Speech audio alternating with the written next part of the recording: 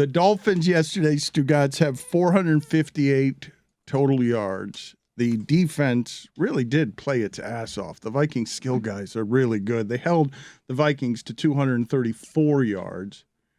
McDaniel says after the game not having the quarterback is not an excuse. And I'm like, solid one. Kind of is. Historically. Yeah, but it hasn't been for Dallas or New England or that other wasn't teams. The problem yesterday. I mean, yesterday they had that one drive where they had over 100 yards, and then they had 5 penalties in a row that made it 4th and 42. And then even on that drive, they kept getting 3rd and 30, first down. Oh, nope, holding back 10 more yards, another penalty. Here's a drop, penalty. Oh, touchdown, no, penalty. There was 3 costly turnovers. Like, Teddy had like almost 5,000 yards, I think that's right, of offense yesterday, and still only had 1 touchdown right up until the end of the game. And then they were in position to win that game, and then Waddle had that fumble, and then that was it. What was the point of that 2-point play, by the way? Does anyone know what the hell was going on there? Yeah, you get it on the first half, so you don't have to get it in the back half. But then you have to get it on the back half. But you got to get it either way. But if a 2-point conversion is a 50-50 proposition. Well, it was a 14-point game, though. You didn't need to get it. No, but the analytics always say in that scenario, go for 2 there because you can still have an opportunity to go for 2 again and get the 8-point. If you're talking about a 50-50 proposition and you have 2 opportunities at it.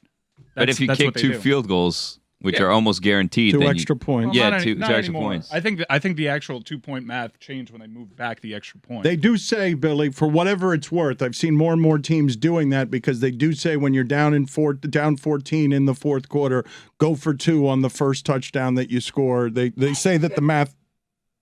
Bless you. How about the math says don't go down 14 and don't fumble the ball when you're about to take the lead? Yeah. Like, why doesn't the math say that? That's a good point, Bill. It does say that. Something about dudes named Jalen in that part of the field having huge, costly fumbles that turn a game.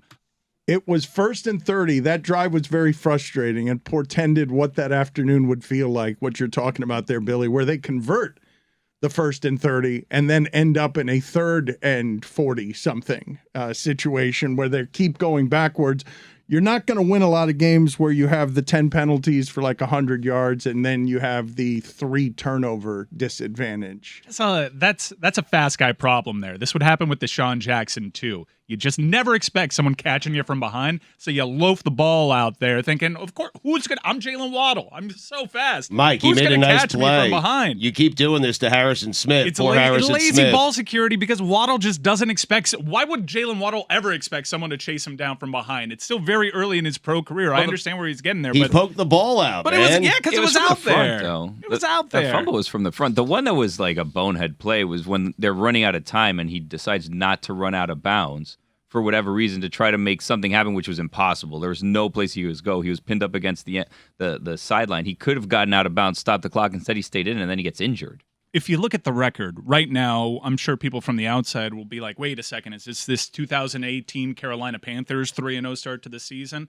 I don't necessarily think it's that. I do think that the Dolphins are a good team. I think they were a playoff team, but they just burned up all that margin for error that they had real fast. And it's unfortunate because it's because of injuries to the most important position, obviously.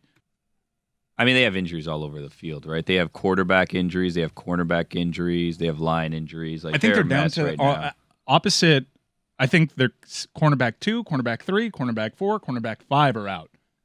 Like it is I'm glad you mentioned the injuries in the secondary because that's a tough team to play against when you have a bunch of injuries to your secondary. But there is hope. They get Tua back this week. In the next 5 games, it's Pittsburgh at home, Detroit, Chicago, Cleveland, Houston. Dan, no, you have to. Okay, you say do that, okay? But when the season started and Billy was forcing me quarterback advantage in like all yeah, those but games. you guys keep doing Not Mitch this. Trubisky, You guys, this is. That's a good point. You guys did this at the beginning of the season. The schedule was hard the first month. They went 3-0 the first few games. Then you told me the schedule got easy. Well, they lost their starting quarterback. They've lost 2 Dan. of the 3 games, right? They did. No, they lost 3 games. They lost their starting quarterback, then 3 they in a row, lost yeah. their backup Yes, but quarterback, then they lost their starting but you quarterback, and then guys- they lost their starting quarter. They've lost their starting quarterback in 3 straight games. What are those games coming up against, Stugotz? It is home against Pittsburgh, at Detroit, at Chicago, home against Cleveland, home against the Texans. I mean, even if they're down to their backup quarterback, the quarterback advantage at the other team is negligible. The one that they would have seemingly is negligible. So I think that they're well positioned here. I'm going to love like a month from now when the Dolphins are trash and everyone's like, what happened? What went wrong? I don't know why they would do it that way because we've already done this. They're in the middle of 8 games against quarterbacks who are kind of mediocre. You just lost one of them. Kirk Cousins was the best of them. He was the best of the quarterbacks. He's head and shoulders above that lot. And you lost before that to the Jets, and that was supposed to be but a on their victory. third-string quarterbacks, Dan, like, what are you going to do with Skylar Thompson out there, realistically? Well, Bailey Zappi, though. I mean, didn't you guys just tell me that the Patriots and the Cowboys are winning with their backup quarterbacks? Didn't you guys and just the Steelers? But they're not winning with their third quarterback.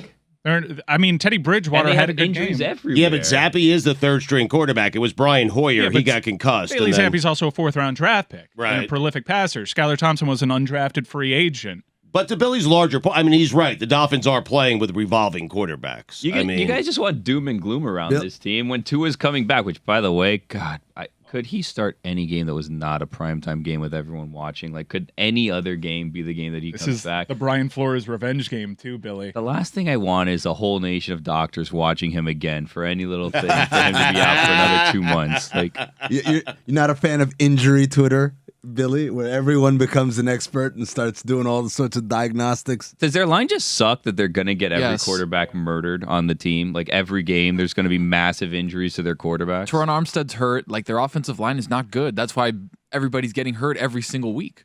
Are we going to the game this Sunday, guys? This is like a little LeBatard show. No. Steelers, Dolphins. Not happening. Well, you're not a Dolphins fan, so No. wouldn't expect you to go. You guys mentioned internet doctors. I find it interesting that Cameron Brate, who was in the concussion protocol, comes out of the concussion protocol, leaves on a stretcher, and it's the same sort of thing as Tua, and nobody cares because it's not Tua. It's not the only game. It's not in prime time. Well, Tom Brady cares. I will say that they've come out and said that it's a neck injury to Cameron Brate. You can have your doubts about that, especially considering how Brate reacted and the context of what Brate had going into that game. But the reports are that they're concerned it's a neck injury. And it was a back injury with Tua, as you'll recall. The first one, the incident that started it all was a back injury, according to every measurement and even the investigation. Despite the investigator being fired, all the tests have come back that Tua was indeed not concussed in that Sunday game against the Bills. But the Bills had a player in Jordan Poyer who was not cleared to fly, and they drove him 15 hours back and forth to Kansas City to play in the game, and then he wasn't cleared to fly home, so they drove him back. Like, it was a rib injury, too. How is he not cleared to fly, but okay to drive and play in a football game? You play football, but can't fly. That's funny. We marveled at this a couple years ago. Mort pointed out on Twitter that this happened with Deshaun Watson a few years ago, that he also wasn't cleared to fly because of the pressure. If you have an internal injury like that with your ribs and your lungs, you're not cleared to fly. Take a game off. But you can take a shot to the ribs on a tackle.